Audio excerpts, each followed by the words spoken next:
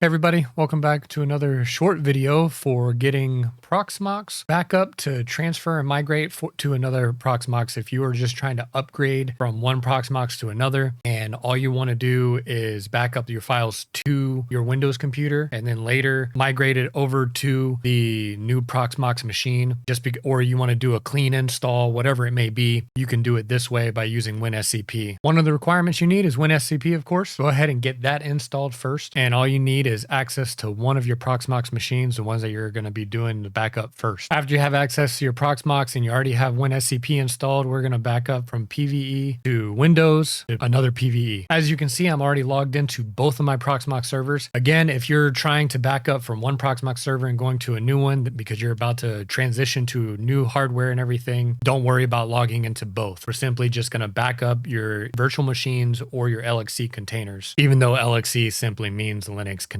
This process is going to be exactly the same whether you're doing the LXCs or the virtual machines. Depending on how big the backup is for the file, the longer it's going to take. So I'm going to do a very small container just for the purpose of this video. In this video, we're going to back up this particular container, and then we're going to download it through WinSCP onto Microsoft Windows. Then we're going to upload it and restore it to the new Proxmox VM. First things first, you need to shut down the container or the virtual machine. Right click, hit stop or shut down. A lot of times with virtual machines, you have to go in there and actually shut them down through the console. After it is shut down, click backup. From backup, click backup now. Select your storage. We're going to select local. Keep everything else the same unless you want to add extra notes, and click on backup here. You want to keep note or mental note of where this is going to be. If I'm not mistaken, it's going to be in the same spot for everybody. Once your backup is complete, it'll say task okay. You can go ahead and close this out now. Open up WinSCP. You're going to log into your Proxmox. It's going to be your IP address without the port number.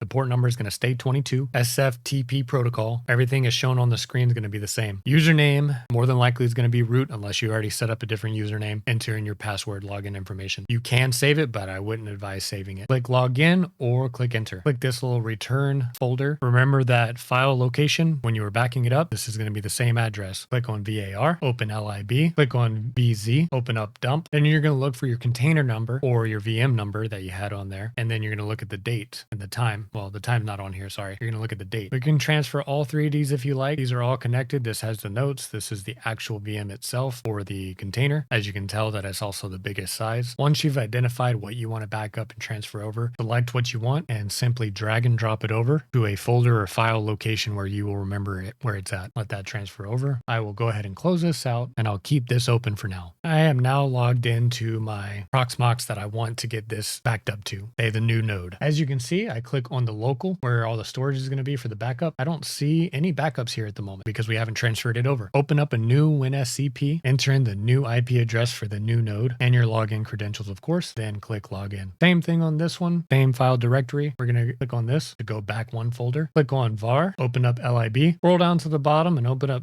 BZ, and finally open up dump. As you can see, there's nothing in here. We have not backed up anything for the new node. Select all of these and drag and drop them over. Everything should transfer just fine. You can close these out now and open up your Proxmox, the new one, the new node. As you can see, it's still not showing. Just click out and then click right back in. From here in the backups, click on the backup you want that you just did and click restore. Now you need to put this in the storage that you want, such as local over here. Select storage local. Now's the time to pick your container number as shown over here on the left hand side. These are the container numbers and virtual machine numbers. If you don't choose it, it's going to automatically stay like this and you will not be able to change it later. I'm going to turn mine or change mine to 200 for the tutorial purposes. A lot of times I try to put my container number with the last two numbers of the IP address that I set for a static IP address. So if it's 192.168.1.25, it'll be 225. Normally my containers are 100s and then my virtual machines are 200s. So if it was a different container that had a static IP address, say 31, it would be 131. Just an example. All of these are kind of grayed out. This is going to be the default of what you brought it over